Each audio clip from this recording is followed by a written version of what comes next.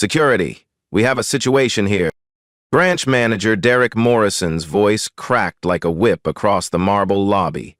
His finger pointed directly at the impeccably dressed black woman standing calmly at the VIP teller window.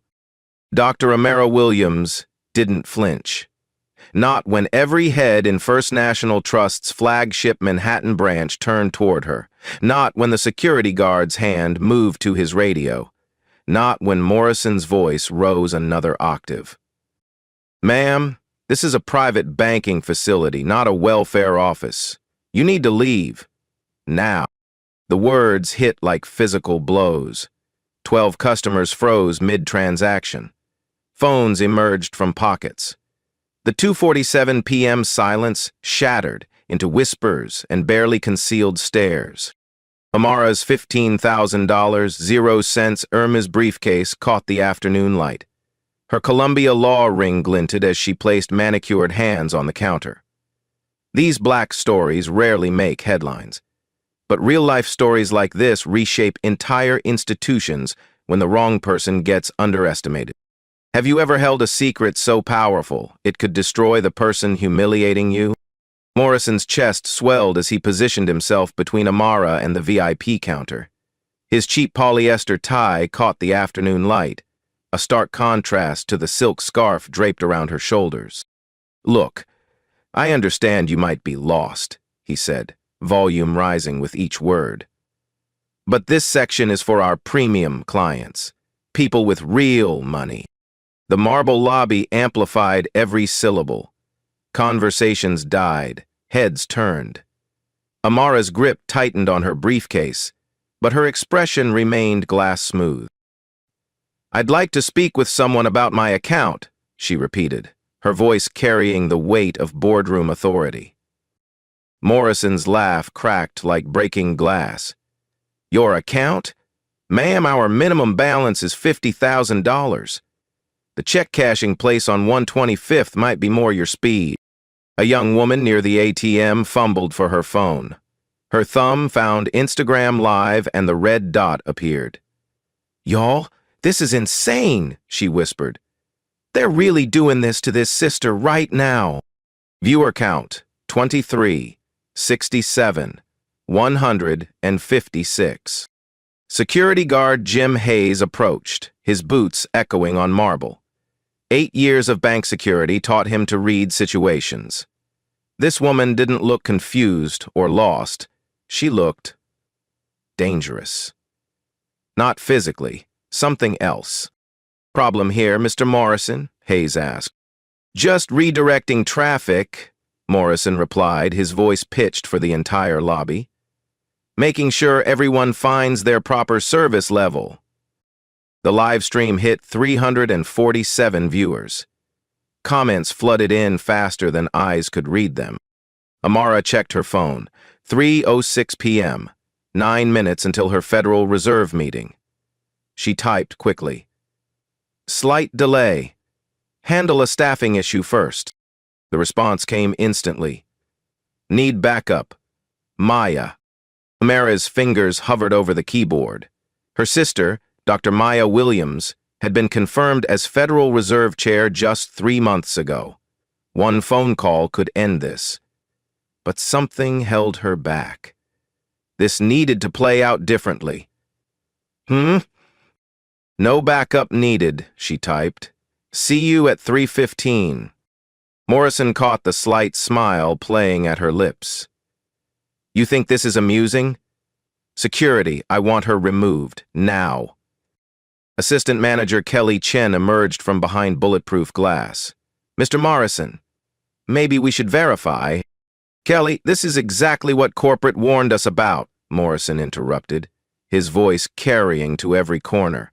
"Identity theft, account fraud, people claiming to be someone they're not." The live stream viewer count exploded. 891, 1,247, 1,683. Hayes reached for his radio, but something made him pause.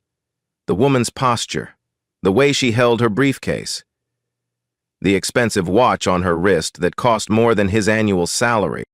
"Ma'am," he said carefully, I'm going to need you to... Before you finish that sentence, Amara interrupted, her voice dropping to a whisper that somehow filled the entire space. Are you absolutely certain you want to proceed? The question hung in the air like a loaded gun. Morrison, however, was too deep in his performance to recognize the warning. Absolutely certain, he declared, playing to his audience. This is what happens when people try to game the system. We have standards here. The live stream hit 2,156 viewers. First National Trust began trending citywide. Amara's phone buzzed, a text from an unknown number. Watching the live stream, this is about to get interesting. Harvard Law, 1. Then another, girl, you better own them. Columbia MBA, 3. Her networks were mobilizing. Former classmates, colleagues, business contacts. The viral video was spreading through circles Morrison couldn't imagine. Mr. Morrison, she said, her voice carrying a new edge, I'm going to give you one final opportunity to reconsider your approach. No opportunities, Morrison snapped. No second chances. Security, escort her out. A second guard appeared. The lobby's energy shifted from uncomfortable to genuinely electric. Customers pressed against walls, phones recording from every angle. The live stream viewer count crossed 3,000. Major news outlets were picking up the feed. CNN's breaking news alert was already being drafted. Amara reached into her briefcase with deliberate precision. Every eye followed her movement. Morrison tensed. Hayes shifted his weight. The cameras captured everything. Her fingers found smooth leather. A business card holder worn soft from years of use. The same holder that had introduced her to Fortune 500 CEOs, federal regulators, and heads of state. Mr. Morrison, she said, her voice carrying the quiet authority of someone who'd never needed to raise it. I believe you wanted to discuss banking policy with me? The digital clock read 3:12 p.m. 3 minutes until her appointment with the Federal Reserve Chair. 3 minutes until Morrison's world collapsed. She pulled out a single business card. Ivory stock, embossed lettering, corporate seal gleaming in the afternoon light. This card, time crystallized. The lobby held its breath. Morrison's hand extended automatically, trained by years of networking events and corporate meetings. His eyes focused on the card. The words seemed to blur, then sharpen, then blur again. Dr. Amara Williams, Chief Executive Officer, First National Trust. The card slipped from his fingers. It fell in slow motion, spinning end over end before landing on the marble floor with a sound like breaking glass. The livestream viewer count hit 4,721. Comments exploded across the screen so fast they became unreadable. But 3 words appeared repeatedly. Oh my God. Oh my God, oh my God. Morrison's face drained of color. His mouth opened, but no words came. Behind him, Kelly Chen's hand flew to her mouth. Hayes took an involuntary step backward.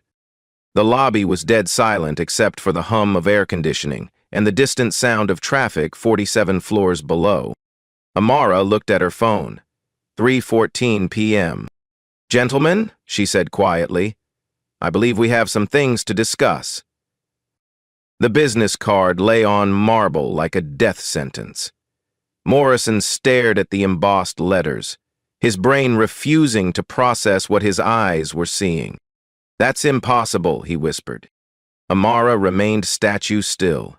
The silence stretched until it became a living thing, crawling across marble floors and up cathedral walls. Kelly Chen retrieved the card with trembling fingers. She held it to the light, studying the watermark, the raised lettering, the corporate seal. Everything authentic. Everything real. Everything terrifying.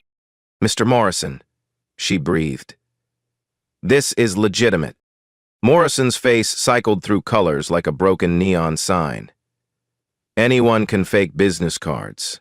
This has to be some elaborate con. The words ricocheted off marble walls. Customers pressed closer, phones emerging like weapons. The live stream viewer count exploded past 8,000, comments flowing like digital lava. Hayes stepped forward, his security training finally kicking in. 8 years of watching corporate executives had taught him to recognize real power. The way she held her briefcase, the quality of her jewelry, the absolute stillness that only came with supreme confidence. His stomach dropped like a stone. "Sir," he said quietly, "maybe we should verify." "Verify what?" Morrison snapped, desperation sharpening his voice to a blade. "I won't be intimidated by street theater. I've worked too hard to get where I am." The words hit the lobby like physical blows. Phones multiplied. The young woman live streaming started sobbing, her audience approaching 12,000 viewers. Amara moved, one step forward. Her heel struck marble with the sound of a judge's gavel. "Street theater," she repeated, each syllable precise as surgery. "Is that your professional assessment, Mr. Morrison?" Morrison's hands shook, but panic drove him deeper into his hole. "I think this is exactly what we were warned about. Sophisticated fraud, identity theft, people pretending to be someone they're not to access accounts that don't belong to them." Each word was another nail in his professional coffin. The lobby watched in horrified fascination as a man committed career suicide with his own mouth. Mara's phone rang. She answered without breaking eye contact with Morrison. "Maya? I'm running late. Personnel issue." The voice on speaker was crisp, authoritative, unmistakably official. "Need me to call legal?" "Not yet, but have them ready." She ended the call. The silence that followed was deafening. "Federal Reserve," someone whispered. "She knows the Fed chair," another voice murmured. Morrison's world tilted, but desperation made him cling to his delusion. "Accomplices," he declared, his voice cracking like ice. "Coordinated fraud. Fake calls, fake cards, fake everything." Kelly Chen stared at him in horror. "Mr. Morrison, please." "No!" Morrison's voice rose to near hysteria. "I've seen this before.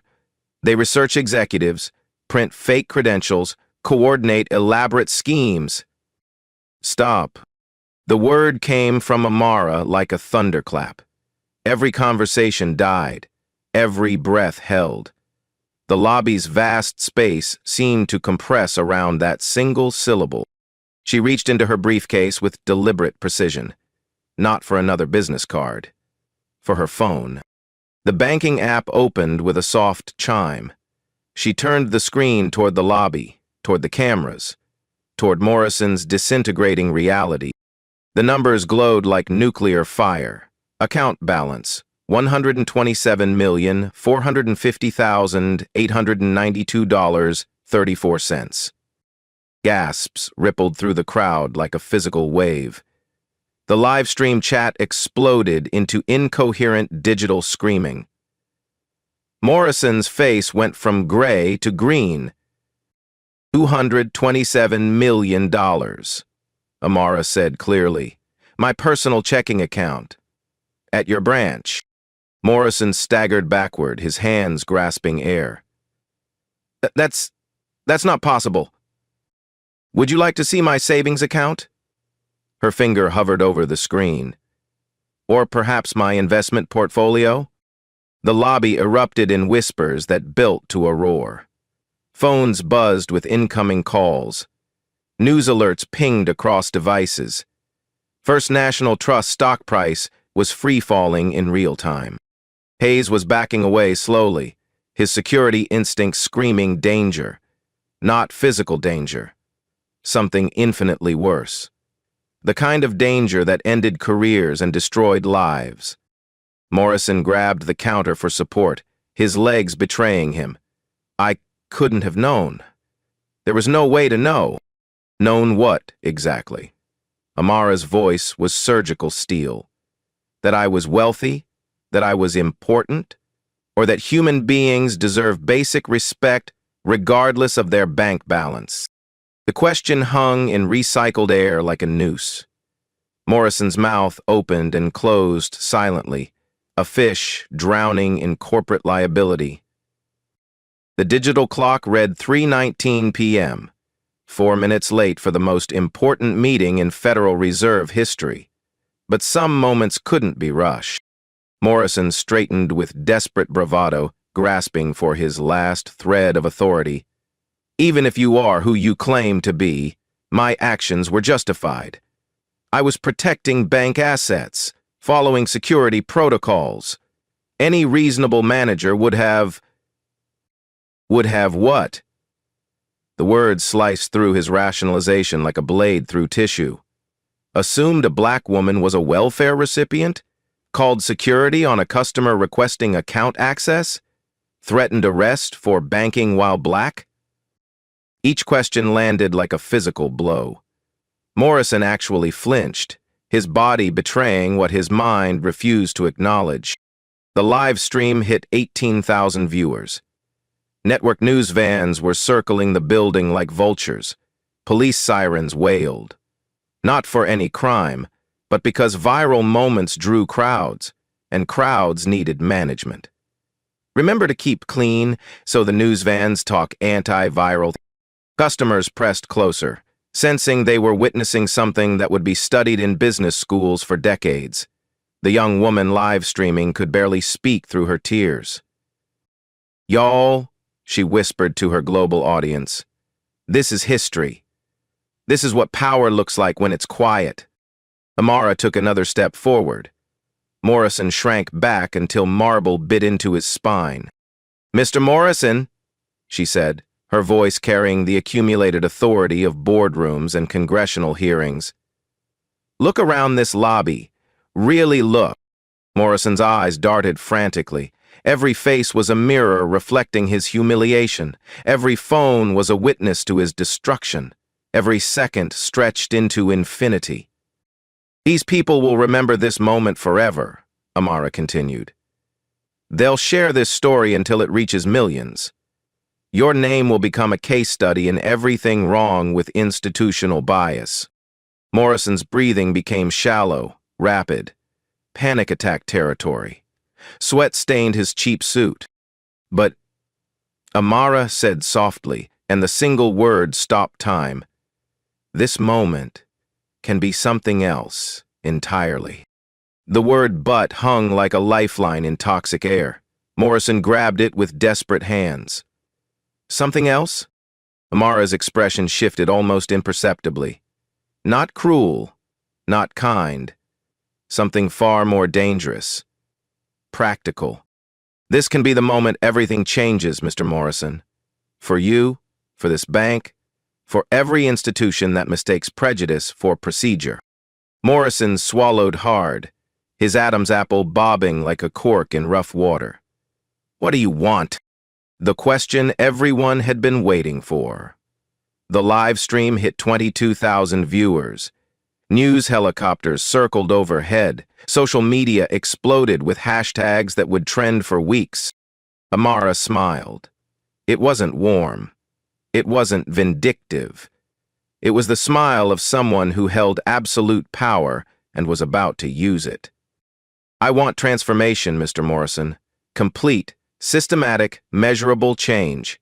And you're going to help me build it." The clock read 3:21 p.m. The Federal Reserve would have to wait.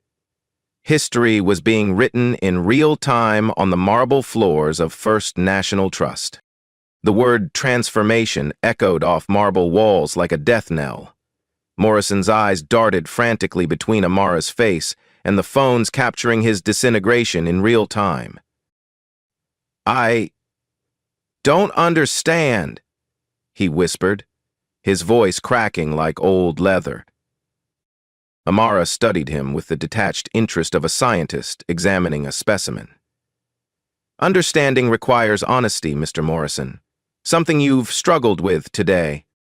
The live stream viewer count exploded past 25,000. Comments flooded in from 12 countries. First National Trust was trending worldwide, but Morrison was too paralyzed to comprehend the scope of his viral destruction. Dr. Williams, Hayes ventured, his security training screaming at him to de-escalate. Perhaps we could move this conversation somewhere private? Amara's gaze shifted to him with surgical precision. Mr. Hayes, when Mr. Morrison humiliated me, was that private? No, ma'am. Then his education won't be private either. The words sent ice through the lobby. This wasn't about Morrison anymore. This was about every assumption, every microaggression, every moment of institutional bias that had ever gone unchallenged. Morrison grabbed the counter for support, his knuckles white against marble. What do you want from me? Truth, Amara said simply. Tell everyone here why you assumed I didn't belong. Morrison's mouth opened and closed silently. The question was a noose, and every possible answer would tighten it around his neck. I thought, his voice was barely audible. Louder, Amara commanded. Everyone deserves to hear your reasoning. Morrison's face cycled through colors like a neon sign in the rain. I thought you looked out of place. Out of place how? The silence stretched until it became unbearable. Morrison's breathing was shallow, desperate. You looked like you couldn't afford to be here. Based on what evidence? Morrison's hands trembled against marble. Your appearance. My skin color. The words hit the lobby like a physical force. Gasps rippled through the crowd. The live stream chat exploded into digital chaos. Morrison actually staggered backward, as if slapped. I didn't say that, he whispered desperately. You didn't need to, Amara replied, her voice carrying the weight of decades of similar encounters. Your actions said it for you. The live stream hit 30,000 viewers. News helicopters circled overhead like mechanical vultures. Police had cordoned off the street as crowds gathered to witness the viral moment firsthand. Kelly Chen stepped forward, tears streaming down her face. Dr. Williams, I tried to stop him. I suggested we verify. Kelly! Amara's tone was gentle but firm. You tried to do the right thing. This conversation is about those who chose not to. Morrison straightened with desperate bravado. Even if I made assumptions, they were reasonable assumptions. Security protocols exist for a reason. Any manager would have... Would have what? Amara's voice cracked like a whip. Assumed a black woman was a welfare recipient? Called security on a customer requesting account access? Threatened arrest for banking while existing? Each question landed like a physical blow. Morrison's face went from gray to green, his body betraying what his mind refused to acknowledge. Show me the training manual that teaches racial profiling. Amara continued relentlessly.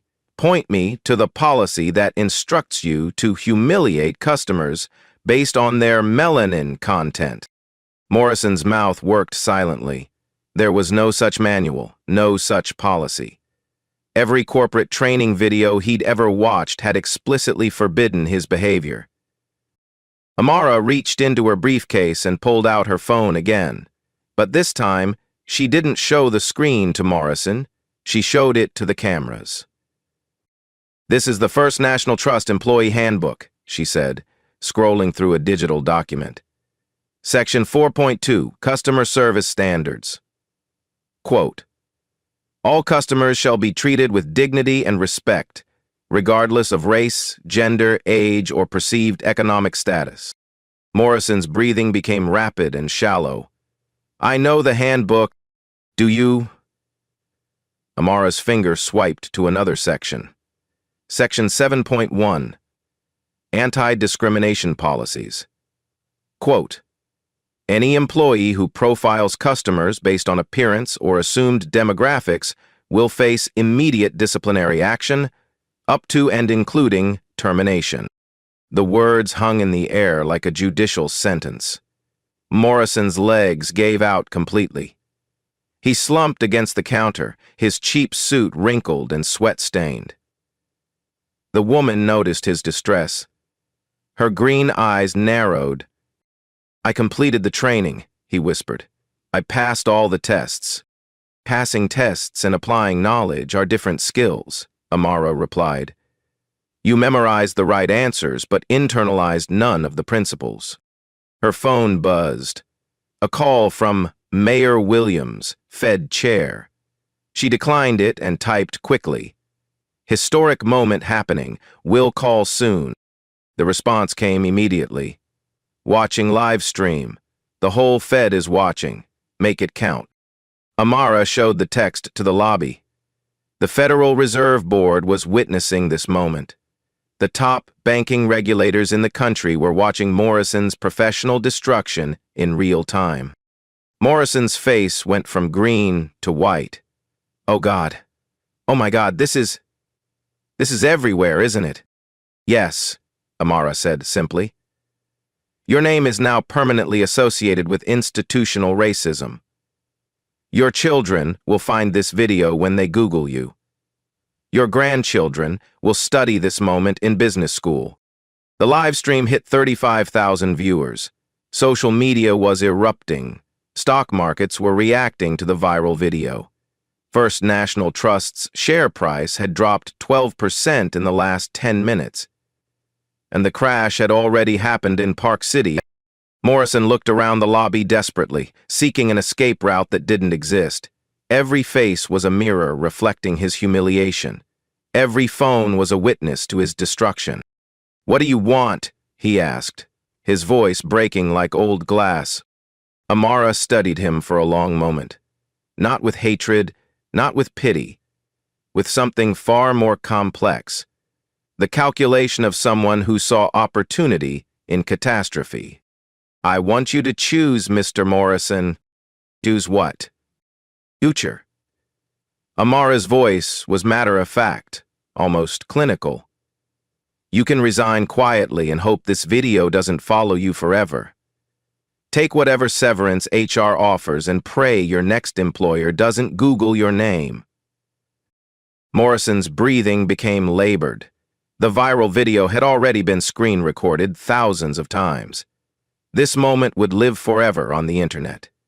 The Myanmar stared at Morrison. His eyes rolled. "Or," Amara continued, and the single word stopped time, "you can help me ensure this never happens again." The lobby held its breath. Even the live stream comments paused, as if the entire world was waiting for Morrison's response.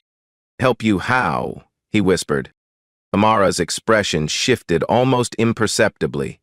Not cruel, not kind, something far more dangerous. Transformational. By becoming the face of change. By standing up in front of cameras and explaining exactly what you did wrong and why. By helping me design training programs that prevent this from happening to anyone else. Morrison's mouth fell open. "You want me to publicly admit?" "I want you to publicly educate," Amara corrected. "There's a difference between humiliation and transformation. I'm offering you the chance to choose your ending." The offer was extraordinary.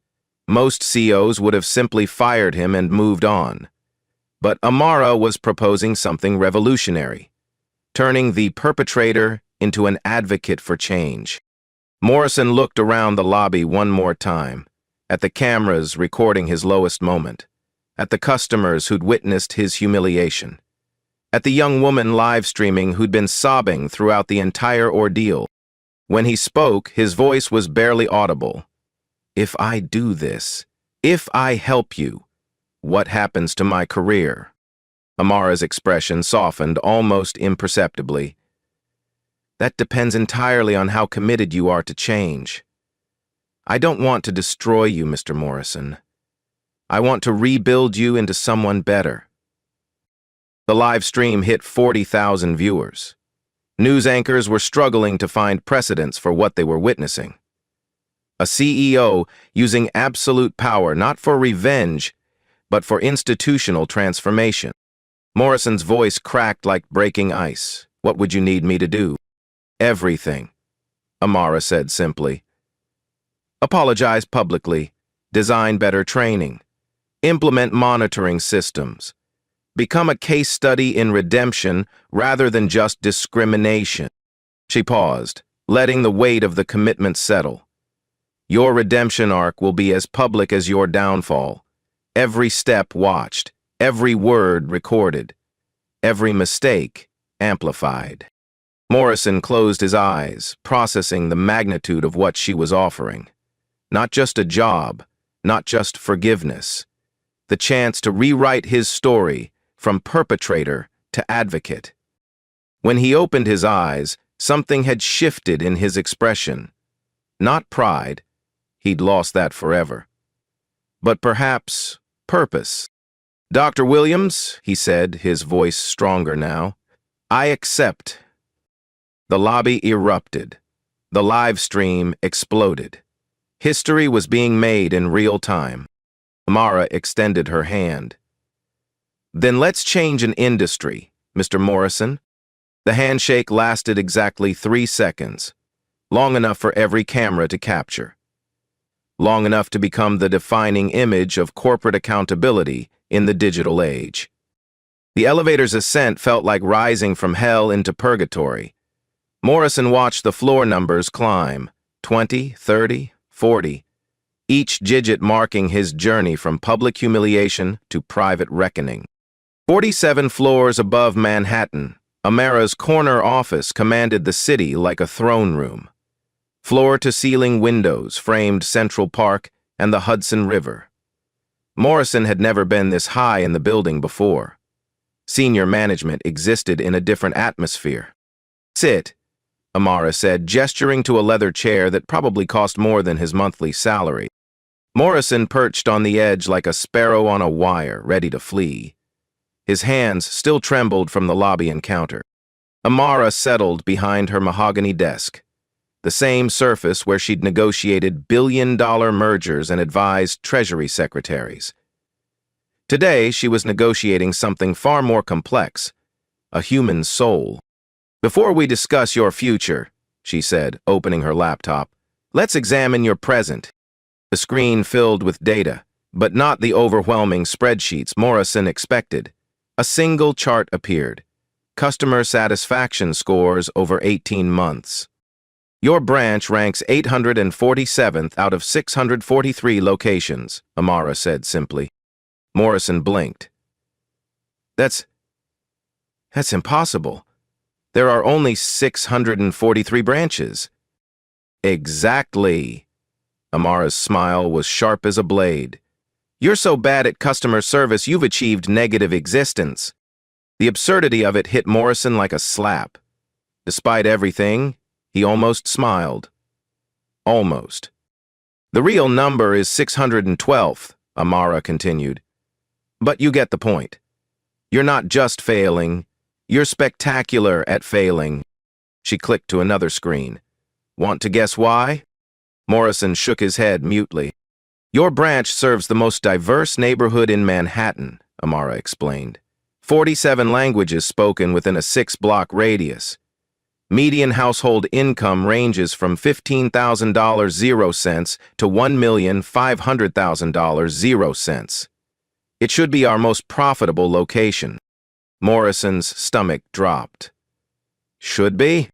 Instead, it's bleeding customers faster than a severed artery. Amara's fingers danced across the keyboard. Account closures up 67% over 2 years. New account openings down 43%. Revenue declining despite population growth. Each statistic was a hammer blow.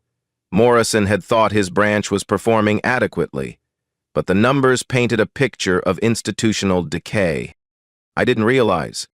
You didn't realize because you were managing for people who looked like you, Amara interrupted. Comfortable customers, easy conversations, familiar assumptions. Her phone buzzed. A text from Maya, Fed chair. Ready when you are. The board is curious about your management style. Amara showed Morrison the screen. My sister wants to know how today's incident will affect federal banking regulations. Morrison's face went white. Your sister is the Federal Reserve Chair? Dr. Maya Williams, confirmed 3 months ago. Amara's smile was predatory. She's very interested in discriminatory banking practices. The weight of federal oversight settled over Morrison like a concrete blanket. His personal humiliation was about to become a regulatory case study. What do you want from me? He whispered. Amara leaned back, studying him like a chess player contemplating her next move. I want to offer you something no one else would. A chance to rewrite your story. Morrison's eyes narrowed. At what cost? Everything you think you know about banking, about customers, about yourself. Amara's voice was hypnotic, dangerous. I want to turn you into the manager you should have been from the beginning. She pulled up a document, not the overwhelming contract Morrison expected, but a simple list of commitments. First, you will personally visit every customer who left your branch due to poor service, all 247 of them. You will listen to their stories and learn from their experiences. Morrison swallowed hard. All of them? Every single one. Not to apologize, apologies are cheap, to understand what you cost them through your negligence. The second item appeared. You will spend 1 day per week for the next year working entry-level positions at community organizations in your branch's neighborhood. Morrison's eyes widened. Entry-level? Food banks, immigration services, community centers. You'll learn who your customers actually are instead of who you assumed they were. I just wanted to say that the third commitment was simpler but more terrifying. You will design and implement new customer service protocols based on what you learn. These protocols will be adopted system-wide if they prove effective. Morrison's breathing became shallow. System-wide? 643 branches, Mr. Morrison. Millions of customers. Your redemption story could transform an entire industry. The reporter spoke like L.A. Writer, rebranded for the upcoming Reunify version. She paused, letting the magnitude sink in. Or your failure could serve as a cautionary tale. Either way, you'll be historically significant. Morrison stared at the screen, processing the scope of what was being offered. Not just a second chance, but the opportunity to become something he'd never imagined. What's the catch? He asked. Amara's expression grew serious. The catch is that every step will be public. Every visit to former customers will be documented. Every day at community organizations will be filmed. Every protocol you develop will be scrutinized by experts. Morrison's hands started trembling again. Why would you do this? Why not just fire me? Because firing you teaches no one anything, Amara replied. But transforming you shows every manager in America that change is possible. She leaned forward, her intensity palpable. Mr. Morrison, do you know what your biggest problem is? Morrison shook his head. You're not evil. You're not malicious. You're just lazy. You took shortcuts, made assumptions, chose comfort over growth. Her voice softened slightly. Those are fixable problems. The observation hit Morrison like a revelation. He'd expected to be labeled a racist, a bigot, a villain. Instead, he was being called lazy. Somehow, that felt worse and better simultaneously. If I do this, he said slowly, if I follow through on everything, what happens to my career? Amara's smile was enigmatic. That depends entirely on how committed you are to change. Success could make you the most sought-on banking executive in America. Failure could end your career permanently. Morrison looked out the window at Manhattan, stretching endlessly in all directions. Millions of people living their lives, pursuing their dreams, building their futures.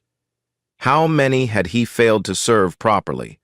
How many had he turned away through carelessness or assumption? The viral video, he said quietly. It's never going away, is it? Never, Amara confirmed. But you get to choose what comes after it. The question is, do you want to be remembered as the man who got caught discriminating, or the man who used that moment to transform an industry? Morrison closed his eyes, weighing the alternatives. Resignation would mean obscurity and shame. Acceptance meant exposure and accountability, but also the possibility of redemption. When he opened his eyes, something had shifted in his expression. Not confidence, he'd lost that forever, but determination. "Dr. Williams," he said, his voice steadier than it had been all day, "I want to be better than I was."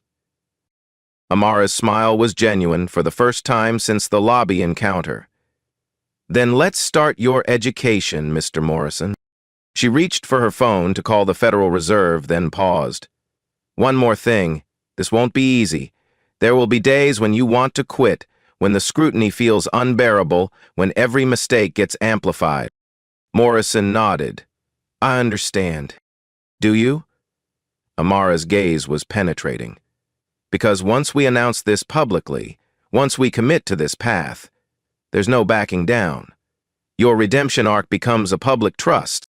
Morrison took a deep breath, feeling the weight of decision settling into his bones. "I'm ready." Amara smiled and dialed her sister. "Maya, it's time for that Federal Reserve meeting.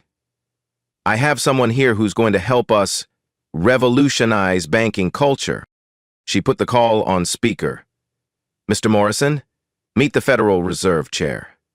Maya, meet the man who's going to become our case study in institutional transformation." The voice on the phone was warm but authoritative. "Mr. Morrison, I understand you've had quite a day. Are you ready to help us ensure it never happens to anyone else?" Morrison's voice was clear and strong. "Yes, ma'am, I am." 6 weeks after the viral video that shattered his world, Morrison stood in the same lobby where his humiliation had begun. But everything had changed. The transformation wasn't dramatic or Hollywood perfect. It was messy, uncomfortable, and painfully real. Morrison's first customer visit had been a disaster. Mrs. Chen, whose account he'd mishandled 2 years earlier, had slammed the door in his face. "Too little, too late," she'd said through the chain lock. His second attempt hadn't gone much better. Mr. Rodriguez had listened politely for 10 minutes before saying, "You want to feel better about yourself. I want my time back." It took 17 visits before someone agreed to hear him out completely. Maria Santos, a single mother who'd closed her business account after being questioned about a legitimate cash deposit. "You made me feel like a criminal for running a restaurant," she'd told him in her kitchen while her children did homework nearby. "Every deposit, every withdrawal, you looked at me like I was lying." Morrison had sat in that kitchen for 3 hours, listening to how his assumptions had affected her business, her family, her sense of dignity. When he left, he understood something he'd never grasped before. Discrimination wasn't just about individual moments. It was about the cumulative weight of 1,000 small indignities. Back at the branch, changes were happening, gradually, not because of corporate mandates, but because Morrison was learning to see customers differently. The first change was simple. He started walking the lobby floor. Instead of hiding in his office, he greeted customers personally. The initial reactions were mixed. Some recognized him from the viral video and seemed wary. Others were simply surprised that a manager was paying attention. "Good morning, Mr. Kim," he said to a customer he'd previously overlooked. "How's your daughter's college fund coming along?" Mr. Kim blinked in surprise. "You? Remember that?" "I should have asked before," Morrison replied honestly. "Tell me how we can better serve your family's goals." The conversation lasted 15 minutes. By the end, Mr. Kim had opened a second savings account and referred 2 friends to the branch. Kelly Chen watched these interactions with cautious optimism. "He's trying," she told colleagues. But some days are better than others. Indeed, Morrison's transformation wasn't linear. There were setbacks, moments when old habits surfaced. During a particularly busy afternoon, he caught himself making assumptions about a customer's financial capacity based on their clothing. "Stop," he told himself out loud, causing the customer to look up in confusion. "I'm sorry," Morrison said quickly. "I was about to make an assumption about what services you might need. Instead, let me ask, how can we best help you today?" Zara, the Columbia student who documented the original incident, continued filming Morrison's journey. Her weekly updates showed both progress and struggles. "Week 6, she whispered to her phone camera. "And he's still learning. Yesterday, he spent 40 minutes helping an elderly customer understand new banking technology. The old Morrison would have directed her to the online tutorials. The changes extended beyond customer service. Morrison had implemented what he called assumption checks, moments when staff were encouraged to pause and question their initial judgments about customers. "Before you decide what someone needs," he told his team during a morning meeting, "ask yourself, what am I assuming and why?" The practice was spreading. Other branch managers were visiting to observe Morrison's methods, not because they'd been mandated to change, but because the results were undeniable. Customer satisfaction scores had risen from 47% to 78% in 6 weeks. New account openings were up 89%. Most significantly, customer complaints had dropped to near zero. Dr. Maya Williams, the Federal Reserve Chair, visited for an unscheduled inspection. She spent 2 hours observing interactions before speaking with Morrison privately.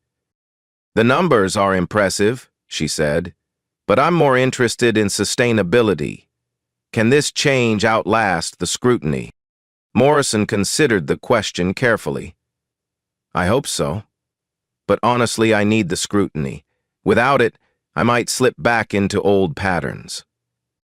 That's a remarkably honest answer. I've learned that honesty is the only foundation for real change. Amara arrived for her weekly check-in, finding Morrison in conversation with a customer whose English was limited. Instead of showing impatience, he was using a translation app while a bilingual colleague joined the discussion. "How many languages can we serve now?" Amara asked later. 11, with real-time translation for 12 more, Morrison replied. "But it's not just about language. It's about taking time to understand what people actually need. And what have you learned about what people need?" Morrison paused, reflecting on dozens of customer conversations. "They need to feel seen. Not judged, not categorized, not processed. Seen. As individuals with unique circumstances and goals." That's a profound shift from 6 weeks ago. 6 weeks ago, I thought banking was about managing risk and maximizing profit. Now I understand it's about serving human dreams. The transformation was real, but fragile. Morrison knew that earning back trust would take years, not weeks. But for the first time since the viral video destroyed his old life, he felt hopeful about the person he was becoming. Change, he was learning, wasn't a destination. It was a daily choice to be better than yesterday. 3 months after the viral video changed everything, the marble lobby of First National Trust hummed with a different energy. Morrison stood in the exact spot where security had threatened to arrest Amara. But now he was greeting Mrs. Patterson, the elderly black woman who'd closed her account the previous year. "Welcome back," he said, his voice carrying genuine warmth. "I've been hoping you'd give us another chance." Mrs. Patterson smiled cautiously. "My granddaughter saw your video, said maybe people can change after all." The transformation wasn't complete. It never would be. But it was real. Zara live-streamed from the corner where she'd first documented Morrison's downfall. Her audience had grown to 50,000 followers who'd watched every step of his redemption journey. 3 months ago, this lobby represented everything wrong with institutional bias, she told her camera. Today, it's proof that accountability can create change. The numbers supported her optimism. Morrison's branch had achieved 91% customer satisfaction, highest in the company's history. More importantly, the demographics of their premium customers now reflected the neighborhood they served. But the real change was harder to quantify. It lived in moments like Mrs. Chen speaking Mandarin with their new bilingual specialist, in Mr. Rodriguez's teenage son opening his first savings account without feeling judged, in the way conversations happened with respect instead of assumptions. Amara arrived for her final monthly inspection, finding Morrison in the lobby rather than hiding in his office.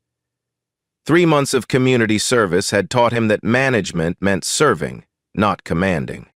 "How does it feel?" she asked, gesturing to the bustling space where customers waited patiently because they trusted they'd be heard.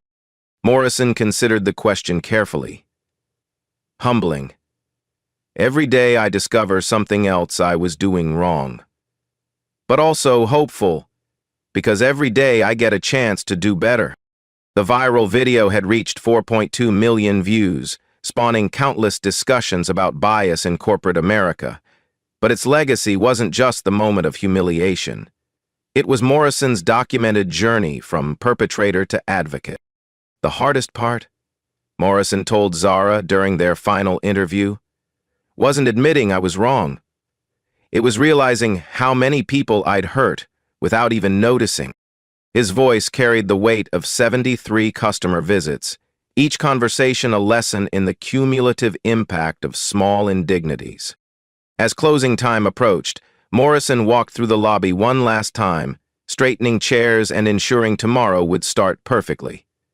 The same marble floors that had witnessed his destruction now supported his reconstruction. Zara addressed her audience directly. This story matters because it's not just about one man's redemption. It's about all of us recognizing the Morrison in ourselves, the assumptions we make, the biases we carry, the people we overlook. She paused, letting the weight of that truth settle. These black stories, these real-life stories of transformation, these touching stories of accountability, they're only powerful if they inspire us to examine our own behavior. The comments flooded in immediately. Made me think about my own assumptions. Going to check my bias at work tomorrow. This is what growth looks like. So here's what I need from you, Zara continued, her voice carrying the authority of someone who'd witnessed transformation firsthand. Share this video, not just because it went viral, but because it shows what's possible when we choose growth over defensiveness. Comment below about a time you caught yourself making assumptions about someone. Subscribe if you believe that life stories like Morrison's prove we're all capable of becoming better versions of ourselves. And remember, she said, her eyes bright with possibility, the most important question isn't whether Morrison changed. It's whether watching his story will change you. The live stream ended with 12,000 active viewers and hundreds of commitments to examine personal biases. The conversation continued across social media platforms, in workplace discussions, in moments when people paused before making assumptions. Morrison's viral humiliation had become humanity's mirror, reflecting not just one man's prejudices, but society's opportunity to choose transformation over judgment. Tomorrow, the marble lobby would fill again with customers seeking respect, understanding, and the dignity of being truly seen. And Morrison would be there, greeting each person not as he assumed they were, but as who they actually were. Some mistakes, it turned out, were worth making if they led to becoming the person you were always meant to be.